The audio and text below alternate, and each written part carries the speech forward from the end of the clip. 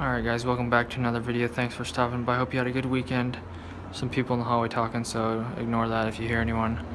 Anyways, last Friday, you remember all this was loose, but now it's all stapled and completed.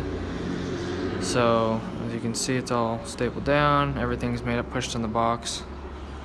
So this took about half the day or so, and then the last 3 hours of the day or whatever after lunch, me and some other guys were fixing some stuff on the first floor, so maybe I can show you that tomorrow.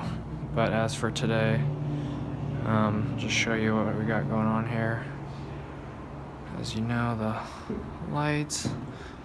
So for the most part, once we finish the first floor, that has to get done tomorrow, so I don't know, I'll probably start another unit at the end of the day tomorrow, but I'll try to come up with some creative ways to spice these videos up, since it's pretty much going to be wiring units for the next like week or two, since there's like 20 rooms and this is only the second one that's done, and they wanted to get these done by Friday, but that's not going to happen, so they'll be done next week or something. So hopefully there'll be like 4 guys on this or whatnot once our other coworkers get back. So once again, we don't have the wire nuts, so this one's not done, but try to do this sort of clean here. So I appreciate the comments saying that my work looks clean, but I don't think it's that clean compared to what I've seen or how the pros do it. But it's not super messy and it's not a disaster, but I don't think it looks the best. I mean, some of it